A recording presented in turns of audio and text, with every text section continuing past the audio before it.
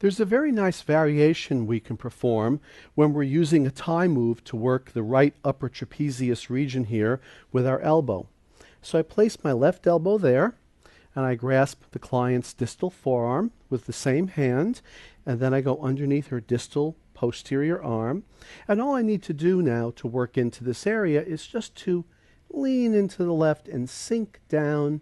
And I have the option of working the right upper trap or a little more anterior to the scalenes, or maybe trying to reach in deep to the upper trap toward levator scap or splenius capitis. But now let's add the variation, and that will be an active pin and stretch.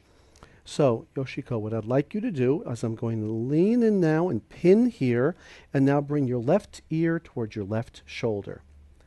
By performing left lateral flexion, she increases a stretch into the right upper trap. Come on back. And by me pinning right here, we focus the stretch between the pin point, my elbow, and the attachment, the head-neck attachment that she moved the other way. And because she moved actively, we also get a reciprocal inhibition into the target muscle here that relaxes it even more than it otherwise would with just the mechanical stretch lengthening it. So let's do this again, but let's even add another piece. We'll add not just frontal plane lateral flexion, but also some sagittal plane flexion. So I'm going to just sink in and just relax your right upper arm.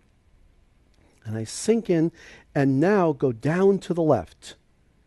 So now she's adding in also some flexion as well as the left lateral flexion, and just come on back. And now if we want the maximal multiplane stretch for the right upper trapezius, we'll also add in transverse plane rotation. The right upper trap is a contralateral rotator, so it's a left rotator. So I'll put her into right rotation. Now I'm just going to sink in right with my elbow, right on the right upper trap. Now staying rotated to the right, drop down to the left. That's it. And just to feel the stretch right in there. That's really good. And now come on back. So now I have relaxed the area by bringing her arm up in the air, which upwardly rotates the scapula on the right. And I can sink in with the pin. Then once I have that pin into the tissue of the right upper trap, then we can either have her frontal plane laterally flex away, sagittal plane flex away, or in the transverse plane, stretch the right upper trap this way, or multiplane all three, transverse, sagittal, and frontal plane stretch with the pin in the right upper trapezius. A very nice variation to the seated tie move with the elbow on the right upper trap.